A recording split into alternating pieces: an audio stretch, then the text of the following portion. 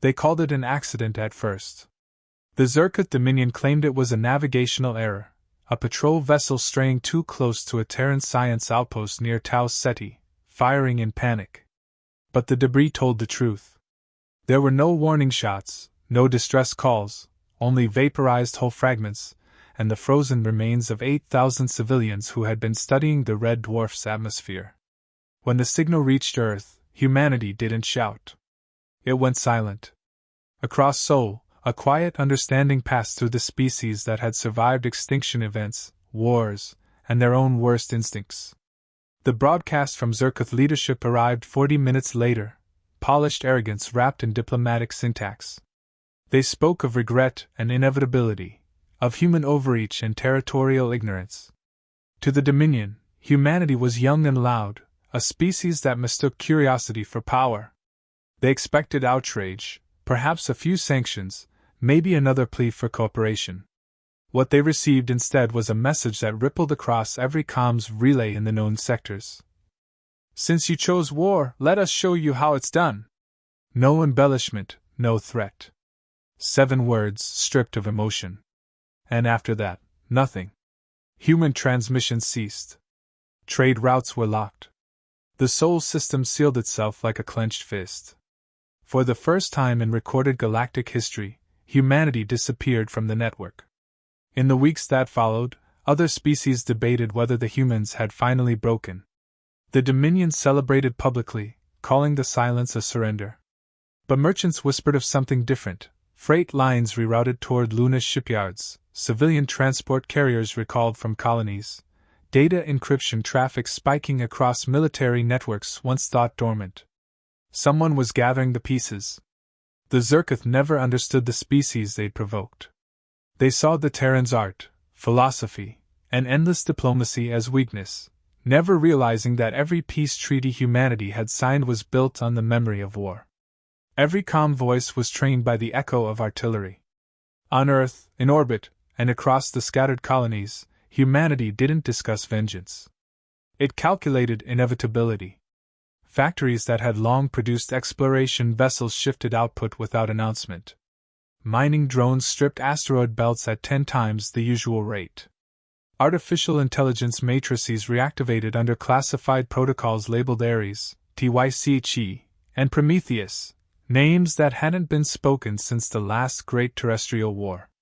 Entire nations folded themselves under a single command lattice known only as human command. No speeches, no rallies, no propaganda, just coordinated silence. The Dominion's analysts misread the stillness as paralysis.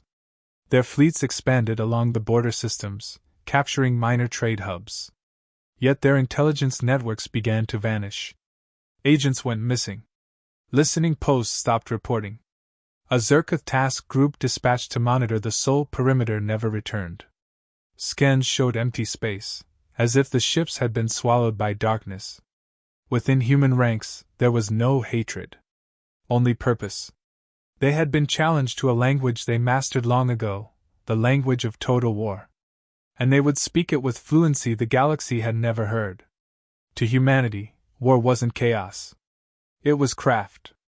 Each decision was an equation, each target part of an algorithmic symphony conducted with unflinching precision. Where others sought glory, humans sought completion. The galaxy waited for the thunder. Instead, it received only quiet. And that quiet was worse than any roar. Civilizations that had mocked the Terrans began to restrict communications, fearful of being seen as allies of the Dominion. The silence became a living thing, something vast and approaching. Every species felt it in the static of their transmissions, in the absence of human chatter that once filled the void between stars. The galaxy had never been this still. Some historians would later say that the war began the moment the message was sent, that everything after was merely consequence unfolding. The Zerkuth believed they had initiated conflict. In truth, they had signed a contract written in fire long before they understood the terms. Humanity had offered peace and been answered with slaughter. Now they would show what happened when a species built for adaptation and survival stopped holding back. And as Sol's light vanished behind sealed defense grids and encrypted relays, one phrase lingered across every intercepted channel: repeated by frightened analysts who couldn't decipher its simplicity. Since you chose war. It was not a threat. It was a promise. When the last human transmission ended, the Sol system went dark. Every relay, every signal path, every trade beacon that had once pulsed through the void ceased. To outsiders it looked like collapse, but within that silence something vast was aligning. Governments dissolved into coordination centers. Corporations surrendered production rights to unified command directives. The species that had spent centuries arguing now spoke with one voice, efficient, wordless, absolute. Orbital factories retooled overnight. Civilian engineers received encrypted orders and worked without questions. A single directive pulsed through the industrial network: build. The moon's surface glowed with foundries forging hull plating that drank starlight. Mars became a command lattice, its atmosphere filled with encrypted pulses transmitting tactical code to every shipyard in orbit. Even deep space colonies, once autonomous and distant, redirected all output toward Sol. There were no speeches, no broadcasts, no visible leaders, only instructions obeyed without hesitation. Humanity didn't need to be told what had to be done, it simply understood. Beyond the system's edge, probes disappeared. Drones patrolling the border detected gravitational disturbances where no planets existed. The Dominion scouts approached cautiously, sending sensor pings toward the dark line of Sol's outer perimeter. They received nothing back. No heat signatures, no energy readings, just an absence that confused every algorithm. Within their own command halls, Zerka strategists debated whether humanity had abandoned the stars altogether. Some argued they were rebuilding for defense, others insisted they were already broken. The truth was far colder. Humanity was preparing, not reacting. Inside the Terran command lattice, calculations replaced conversation. Battle simulations ran continuously, predicting alien maneuvers, logistics routes, and morale thresholds. Every recorded war in human history was fed into the system: ancient conflicts, planetary sieges, even mythic battles drawn from memory and literature. The algorithms didn't distinguish between fiction and fact, both contained lessons. Every data point became a weapon sharpened by centuries of survival instinct.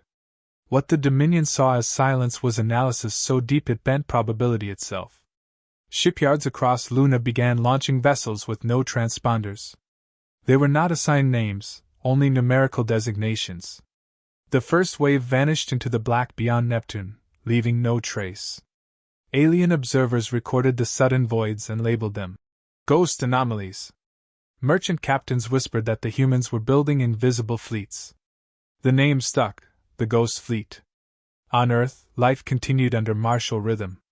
Cities operated on blackout cycles. Civilian communication channels shifted to old analog frequencies, training the population to operate without networks. Humanity's greatest vulnerability, its connectivity, was being stripped away deliberately. The planet was teaching itself to fight without relying on convenience. Every school, every university became part of the command education program, training analysts and cryptographers rather than soldiers. Humanity wasn't building an army of bodies. It was constructing an army of minds. The Dominion, mistaking silence for fear, broadcast propaganda across the galactic network. Their leaders appeared in shimmering holograms, declaring the Sol species contained and irrelevant. They boasted of control over border sectors, of their fleets stationed near Terran routes.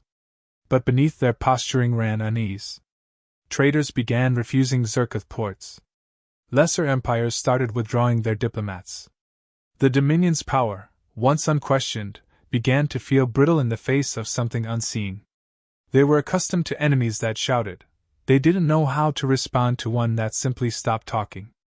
Weeks passed, and still no movement came from Sol. But across the inner planets, something deeper than strategy was forming, unity born not from ideology but necessity. Humanity understood that survival required the end of hesitation. This wasn't vengeance anymore. It was preservation expressed as precision. The ghosts they had sent into the dark were only the beginning. The Zerka's sensors finally picked up faint gravitational waves beyond the Kuiper belt, tiny distortions, too regular to be natural. When they attempted to trace the pattern, the readings vanished. Their scientists insisted it was background interference. Their admirals pretended to believe them. In truth, every empire watching the border could sense what was coming. The silence had weight now, pressing against the edges of known space like a storm waiting for a signal. The last recorded entry from a neutral observer near Seoul stated only one sentence before cutting off. "The humans are not gone. They are listening." The first system fell without a broadcast, without even a declaration. Zirkuth Command noticed the silence only when every communication relay in Sector 12 stopped transmitting. Minutes later, their long-range sensors detected thousands of debris fragments where a fortified station had once orbited. The data was impossible: no energy trails, no weapon signatures, no approach vectors. Something had entered, struck, and vanished. It was not an attack, it was an erasure. By the time the Dominion's analysts reconstructed what little telemetry survived, another system had gone dark. Then another. The pattern defied logic. Targets disappeared simultaneously across light years, as if the humans had learned to fold distance into obedience. Fleets sent to investigate never reported back. Captains swore they saw shadows moving between sensor frames, brief distortions before the void consumed them. In every record, one detail persisted: the moment before destruction, calms filled with a pulse repeating 3 tones, the same cadence found in the opening phrase of humanity's final message. Humanity fought without warning, conversation, or spectacle. Their doctrine was mathematical simplicity: destroy what threatens, spare what yields, waste nothing. Every strike followed an invisible algorithm linking logistics, morale, and terrain into a single equation. They didn't overwhelm the Dominion, they dismantled it piece by piece, severing its arteries faster than it could bleed. Supply convoys vanished into static storms engineered from stolen stellar energy. Entire shipyards went offline, their machinery reprogrammed to disassemble itself.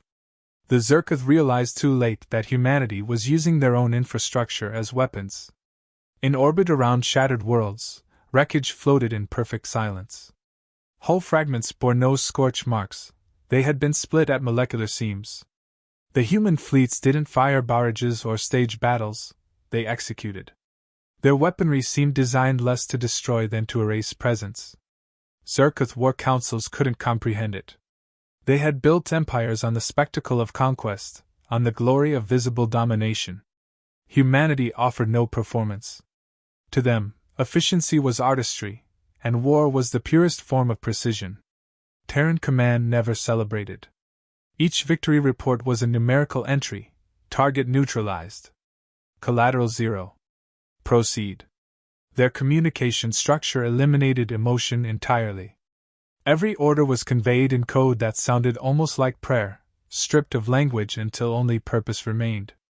The Dominion tried psychological warfare, transmitting pleas, insults, and surrender demands on all frequencies. Human response was constant silence. That silence broke minds faster than any weapon. Crews began deserting before battles even began. Rumors spread that humans could see through hulls, predict movements, even anticipate fear itself. 30 days after the first strike, the Dominion's outer colonies collapsed.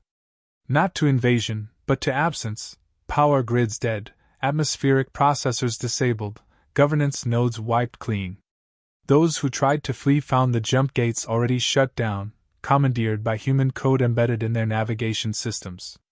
Every star route they had built was now under Terran control. Humanity didn't occupy planets. It removed the concept of mobility. For the first time in their long history, the Zirkuth realized that war could be fought without presence. Interception logs from surviving vessels revealed fragments of human transmissions, brief, monotone exchanges between fleet units. Phase complete. Signal confirmed. Proceed to cleansing vector. No threats, no justification, only instruction. The tone was identical whether targeting a battleship or an asteroid base. This terrified the Dominion more than destruction itself. They had encountered zealots before, but this was not faith, it was function. Humanity was not fighting for dominance or revenge. It was simply fulfilling an equation: provocation equals conclusion. When the Terran fleets finally revealed themselves, it was not in triumph but necessity. Thousands of vessels emerged from stealth across 7 systems simultaneously. They formed no grand formation, offered no salute, just synchronized acceleration. Every Dominion fleet within range was neutralized within hours. By the end of that galactic week, half the Dominion's military infrastructure had ceased to exist. Entire sectors became silent monuments, their stars reflecting off drifting shards of metal that once bore Zerkith insignia. Then, as suddenly as it began, the advance halted. Human fleets stopped transmitting, repositioned to the periphery of Dominion space, and waited.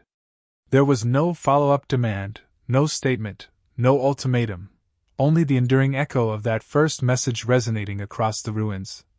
Since you chose war, let us show you how it's done. The demonstration was complete. The galaxy finally understood the lesson. When the thunder ceased, the galaxy found itself listening to the kind of quiet that only follows extinction. The Dominion no longer commanded fleets or colonies. What remained of its power scattered across burned stars. Systems that had once shone with imperial arrogance now flickered in fragments of distress signals no one answered. Across the network, transmission logs carried the same refrain. No response from command. Entire civilizations turned their sensors away from the direction of Sol, unwilling to invite the attention that had ended an empire in less than a season. The Zerkith High Council, or what was left of it, tried to reassemble in exile. They hid in hollowed moons, transmitting apologies to anyone who would listen. But the galaxy had learned caution. No one answered them either. In place of alliance came isolation.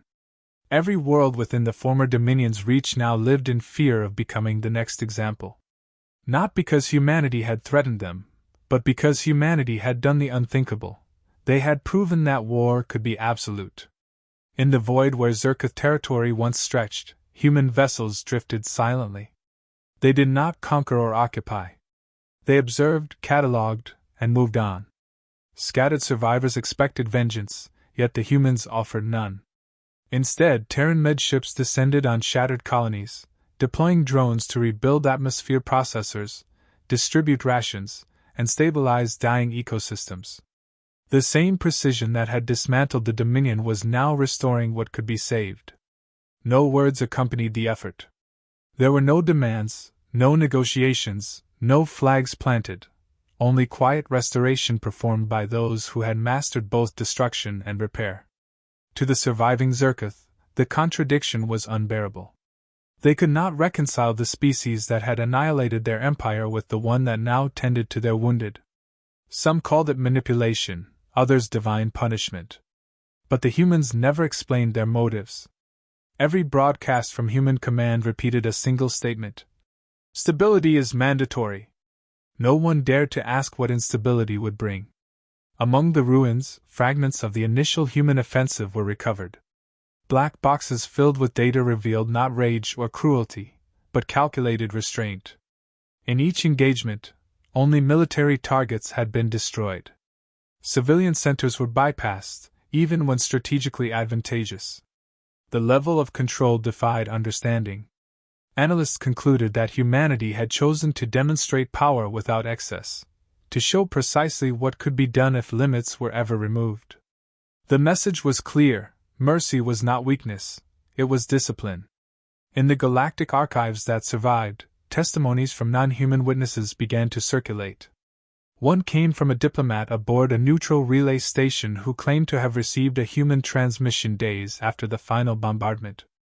It contained no threats, only a statement that read, "Conflict concluded. Assistance available to survivors. Maintain peace." The simplicity of it unsettled every species that read it. Humanity had no interest in rule.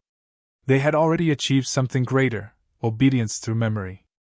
The Dominion's remnants eventually surrendered completely, not to force but to inevitability. Their leaders submitted themselves to Terran tribunals that were neither public nor punitive. Sentences were administrative: reconstruction service, data reparations, territorial cession. The punishments lacked spectacle, yet they ended millennia of expansionist culture in a handful of signatures. For the first time, an empire ended not in rebellion or assimilation, but silence. Galactic academies later studied the campaign and labeled it the doctrine of finality. They debated whether humanity's restraint was strategic or moral. The consensus never mattered. What lingered was fear mixed with reverence. Every world now calibrated its weapons, politics, and diplomacy around one understanding: humanity required no justification to act, only reason. And once they acted, there would be no repetition, only conclusion. When the network stabilized months later, a single transmission reappeared across every channel. It was the original message, replayed in its purest form, unaltered and untranslated. "Since you chose war, let us show you how it's done." This time, no one heard defiance. They heard finality spoken as truth. The galaxy realized too late that the humans had never been declaring battle. They had been defining the standard by which all future wars would be measured. And in that standard, there was no victory. There was only survival granted by the mercy of those who understood what ending truly meant. Years after the war, the galaxy spoke of humanity in whispers. The Zerkith Dominion had vanished from the maps, its worlds reclaimed by silence and overgrown by time. The scars of the conflict remained visible: rings of debris orbiting dim stars, burned moons etched with the marks of precision bombardments. Yet, where others saw ruins, humans saw obligation. Fleets that once waged war now carried engineers and botanists. Terraforming vessels descended on shattered biospheres, not to claim them, but to restore balance. Every act of repair was a statement: humanity did not conquer, it corrected. The galaxy's political order realigned itself around that fact. The Terran Accord replaced centuries of fractured diplomacy with one universal law: peace through proportionality. There was no council of human leaders, no visible authority, only the shared understanding that soul's judgment required no repetition. Every government adjusted its behavior accordingly. Expansionist empires demilitarized. Frontier conflicts ceased overnight. Entire regions that had been at war for generations suddenly found treaties easy to sign, their signatures driven not by cooperation but by memory. To most civilizations, humans became myth. They seldom appeared in public channels, and when they did, their words were measured to the syllable. A single Terran envoy carried the weight of fleets. Meetings with them were conducted in near silence, every sentence studied for implication. They didn't issue threats or demands, they offered facts. This path leads to conflict. You know the result.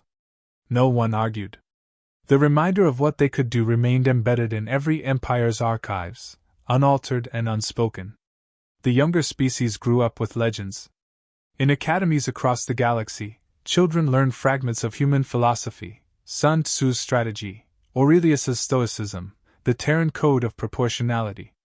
The study of human warfare became mandatory not to imitate it, but to understand the limits of aggression.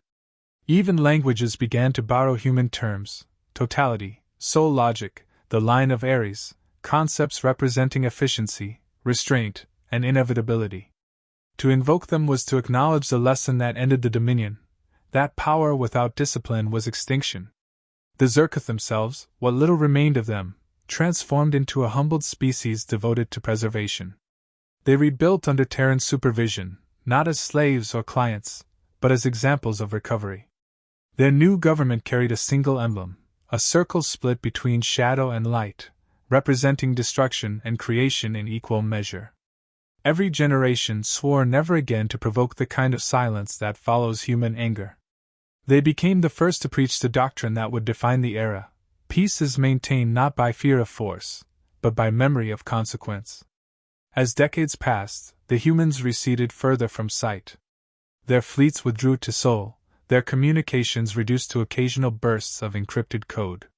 Yet their influence only grew stronger.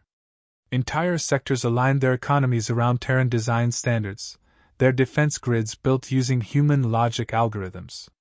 No one called them allies or rulers. They were simply the constant behind everything functional. The galaxy evolved under their invisible supervision, guided by the unspoken rule: do not test the patience of those who rebuild after burning. Among historians, debates persisted over humanity's true motive. Some argued they had sought deterrence, others believed it was evolution, the need to ensure civilization survived beyond individual species. But the truth lay in the tone of their silence. Humanity had not withdrawn out of superiority, but fatigue. They had seen what war could become and refused to repeat it. Their greatest weapon had never been technology or strategy, it was comprehension. They understood every consequence before anyone else did, and they acted accordingly. Centuries later, when a new generation of explorers from distant worlds approached the edge of Sol, they found warning buoys drifting in perfect formation. Each emitted a single message in every known language: "Proceed in peace." None dared to test what followed. Beyond that boundary, Sol's light shimmered like a promise, beautiful, distant, and untouchable. And so the legend endured. Humanity became the standard by which power was measured and mercy defined. They no longer needed to fight, because no one else wished to. The galaxy remembered the message that began it all, engraved into the foundation of the new age. "Since you chose war, let us show you how it's done." What began as a declaration had become doctrine. In teaching the cost of conflict, humanity had given the stars their first true peace.